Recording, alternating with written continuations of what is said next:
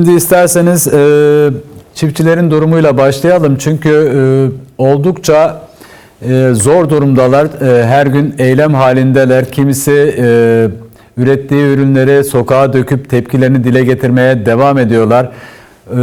Borç batağına saplanmış durumdalar. Ellerindeki traktörleri satma durumunda kalan birçok çiftçi de var. Bu politikaları nasıl değerlendiriyorsunuz? Yani sözüm ona işte bir dönem AKP iktidarı şunu da belirtmişti. Beka sorunu demişti. Tarım beka ile tanımlamıştı tarımdaki durumu. Ama gel gelelim uygulamaya devam ediyor aynı politikaları. Neler söyleyeceksiniz bu konu hakkında? İbrahim Bey, yani Türkiye'deki tarım politikalarını aslında tek bir konu başlığında ele almak yanlış olur. Birkaç başlıkta aslında ele almak lazım. Onları da konuşacağız. Evet, şimdi tarım politikalarında arazi ve mülkiyetin sermaye devredilme gibi son dönemlerde AKP iktidarının böyle bir politikası var. Sonra tarımın gıda egemenliğinden koparılması gibi bir politikaları var ve ekolojik yıkımının meşrulaştırılma gibi ve köylünün de mülksüzleştirilme gibi böyle 4-5 tane sıralayabileceğimiz politikaları var. Yani atıl arazi bahanesiyle köylüleri elindeki toprakları alarak sonra bu toprakları maden ve enerjiye tarım tekellerini uzun süre kiralamaya devrediyorlar. Bu süreçte ne oluyor? Köylünün toprağa erişimi sınırlanıyor. Sonra da uluslararası şirketlere düşük maliyetlerle geniş araziler açılıyor. Yani köylü yerine gıda tekelleri ve yabancı sermaye topraklar üzerinde söz sahibi oluyor. Bundan sonraki şey de tamamen tarım arazilerinin üretimi halkın gıda ihtiyacına göre değil de küresel piyasanın taleplerine göre şekilleniyor. Burada da çok ciddi bir gıdaya ulaşım, ucuz ve temiz gıdaya ulaşım engellenmiş oluyor. Evet. Ve halk kendini besleyemez bir duruma geliyor. Yani küresel tarım tekellerine ucuz tarım sahalarını peşkeş çekmiş oluyoruz. Evet. Bunun bir de ekolojik yıkımı var. Çünkü maden şirketleri için orman ve zeytinlik alanları kamu yararı bahanesiyle açılıyor. Tarım arazileri de benzer şekillerde enerji ve inşaat şirketlerine devrediliyor. İşte siyanürlü altın aramadan termik santrallerine kadar sayamayacağımız birçok projelerle toprak, su ve oksijen ekosistem yok ediliyor. Bu yıkımın faturası yine köylüye ve emekçiye kesiliyor. Bunun yanında köylüler tarım kredileri borçlandırılıyor. Ziraat Bankası'nın icra ve yükselen girdi maliyetlerinden dolayı köylü toprağını satmak zorunda kalıyor. Böylece bu borç batağından sonra uluslararası şirketlerde ucuz toprakları satın alıyorlar. Böylece köylüler hem mülksüzleşiyor hem ucuz mevsimlik işçi konumuna düşüyorlar. Evet. Kendi işlerini yaparken başkasının yanında işçi konumunda oluyorlar. Ve bir de bunun yanında köyleri terk etme, gençlerin büyük şehirlere göçü söz konusu. Evet.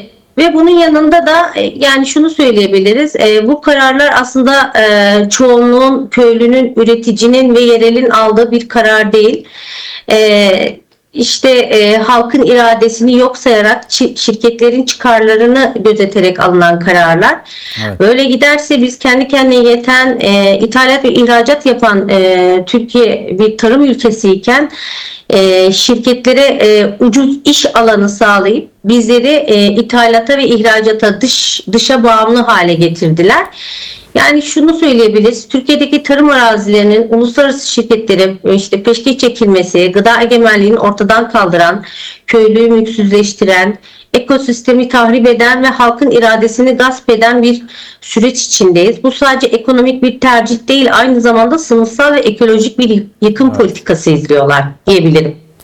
Peki şimdi çiftçilerin tarımla uğraşan kesimin dışında biraz gıda güvenliğini de değerlendirmenizi isteyeceğim. Yani halkın sofrasına bu politikalar, AKP iktidarının uyguladığı bu politikalar halkın sofrasına nasıl yansıyor? Ya tabii ki de uyguladıkları politikalar halkın sofrasına bir kere pahalı bir şekilde Evet. uğramış oluyor. İnsanlar bugün bu yaz hiçbir işte sokak röportajlarını izlediğimiz zaman özellikle emekliler ve öğrenciler başta olmak üzere sadece ucuz meyve karpuzu söylediler. Hiçbir şekilde sofralarına sağlıklı gıda ulaştıramıyorlar, yiyemiyorlar. Bu tarım politikalarından vazgeçilmediği sürece Türkiye'deki bizi daha yoksulluk ve yoksunluk bekliyor diyebilirim. Evet. Yaşı ilerlemiş kişilerde yeterince beslenememekten kaynaklı çok ciddi kronik rahatsızlıklar ortaya çıkıyor. Ve çocuklarda da gelişim geriliği mevcut. Bunu ben söylemiyorum. Bunu Türkiye Tabipler Odası'nın yaptığı bir açıklamada vardı. O yüzden yaptıkları bu politikanın sonucu sadece şirketlerin cepleri doluyor. Ama tarım arazileri boş kalıyor, üretemiyoruz ve şirketlere peşkeş çekildikleri zaman da topraklarımız kirleniyor ve çok ciddi anlamda da sularımız kirleniyor ve susuzluk çekiyoruz. Bugün çeşmelerimizden gönül rahatlıkla içtiğimiz suları işte süper yasa dedikleri torba yasayla artık birçok ilde susuzluk baş gösterdi ve biz suları parayla alamayacak duruma geleceğiz.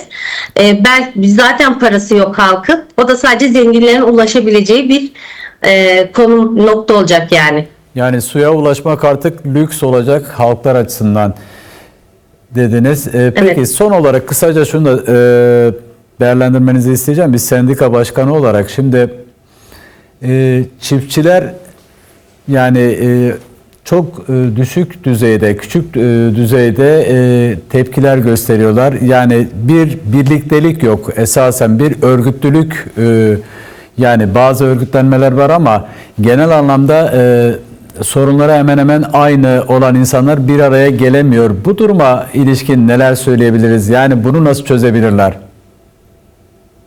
Şimdi biz nerede bir çalışma yaparsak yapalım köylüleri bir bütün olarak örgütleyemememizin en büyük sebeplerinden biri çoğunun siyasi aidiyatı. Yani kendini konumlandırdığı siyasi partilerle ters düşmemek odaklı. Bir de aldıkları ziraat odalarından destekler var. Bu desteklerin kesilmesi yönünde tehditler aldıklarını söylemişlerdi. Evet. Ben Yozgat'a gittiğim zaman sendika çalışması yaptığım zaman orada bir çiftçinin bir slogan haline gelmişti. Turplan şalgamlan diye.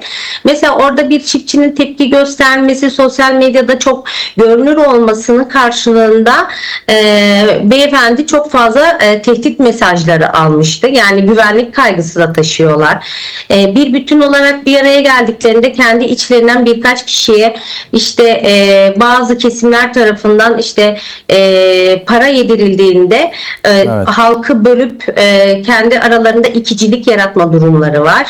Bugün yaşadığımız işte İkizdere'de arazisini vermek istemeyen zeytin ağacına, doğasına, suyuna sahip çıkmak isteyen köylüye karşı birkaç köylü de işte vermiş. Bazı muhtarlar biliyorsunuz muhtarların işte toplandığı yerleri ve nerelerde örgütlendiklerini halkı yanlış yönlendirdikleri için bu çok önemli aslında muhtarların bilinçli olması lazım. Köylüyü, oradaki üreticiyi, çiftçiyi aydınlatması lazım. Buraları terk ettiklerinde gidebilecek hiçbir yerlerinin olmadığını, kendilerinin yaşam alanlarının köyü, dağı, ovası olduğunu anlatmaları lazım iken ama maalesef sermayedarların ayakçılığını yapıp köyler arasında ikicilik yaratıp işte bir kısım toprağını satıp parasını alıp büyük şehirlere gittikten sonra geride bir avuç insan direnerek kalıyor. Bugün birçok ekoloji hareketi işte köylülere destek veriyor. Biz de bunların katılımcılarından ve destekçilerindeniz. Bugün biz doğamızı, havamızı, suyumuzu, ormanımızı koruyamazsak gerçekten bizi çok büyük felaketler bekliyor. Hem kapıda yaklaşan bir iklim krizi var. hem bir gıda krizi var, su krizi var. Çoklu krizleri yönetme biçimi aslında iktidarların oturup odalara, sendikalara, halk meclislerine, ekoloji örgütlerine, bilim insanlarına ve bu işi çok iyi yapan ziraat mühendisleri odalarına danışmaları lazım iken sadece kendi yandaşları ve kendi sermaye odaklı Gruplar, kişilerin ceplerini doldurarak hareket ediyorlar. Şunu da son olarak eklemek istiyorum. Buyurun. Bu torba yasasının aslında çıkmaması yönünde iktidarda bulunan birçok milletvekili de ikna değilmiş. Yani bize böyle bir bilgi geldi içeride ama çok uzun süreli bir çalışma yüzünden bu milletvekilleri de ikna edilmiş. Bugün soruyoruz yani yarın gidebilecek bir köyümüz olmayacak, temiz içebilecek bir suyumuz olmayacak, tarlasını temiz ve kirlenmemiş toprağı olan bir tarlamız olmayacak. Peki biz neyle besleneceğiz, neyle üreteceğiz? Yani çocuklarımıza sağlıklı gıdayı nasıl vereceğiz? Bunları sormak lazım.